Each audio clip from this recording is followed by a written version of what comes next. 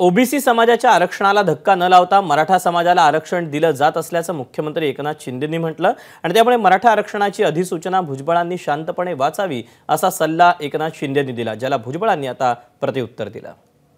मराठा समाजाला आरक्षण देण्याचं काम करत असताना ओबीसी समाज असेल, इतर समाज असेल, कुठल्याही समाजाला धक्का न लावता, त्यांचं आरक्षण कमी न करता, त्यांच्यावर कुठलाही अन्याय न करता मराठा समाजाला टिकणारं, कायद्याची चौकटीत बसणारं आरक्षण देण्याची भूमिका ही पहिल्या दिवसापासून आहे। यामध्ये कुठल्याही ओबीसी समाजावर, इतर कुठल्याही समाजावर अन्याय होणार नाही आणि जे नोटिफिकेशन आहे ते इतरही समाजाला मार्गदर्शक ठरेल। त्यामुळे छगन भुजबळ आमचे सहकारी मंत्री आहेत, त्यांनी व्यवस्थित त्याचं ते माहिती त्यांनी घेतल्यानंतर मला वाटतं त्यांचा गैरसमज दूर होईल।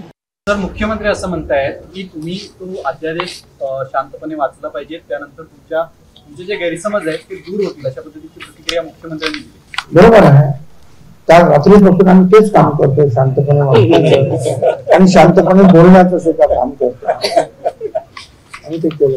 आणि म्हणून आम्हाला जे वाटलं हे सगळ्यांना थोडंसं त्याच्यामध्ये काही वकील आहेत, काही डॉक्टर्स आहेत, काही राजकीय पुढारी आहेत, काही संघटनांचे नेते आहेत, सगळ्यांची चर्चा केल्यानंतरच मी तुमच्याशी बोलतोय। एबीपी माझा, उघडा डोळे बघा नीट।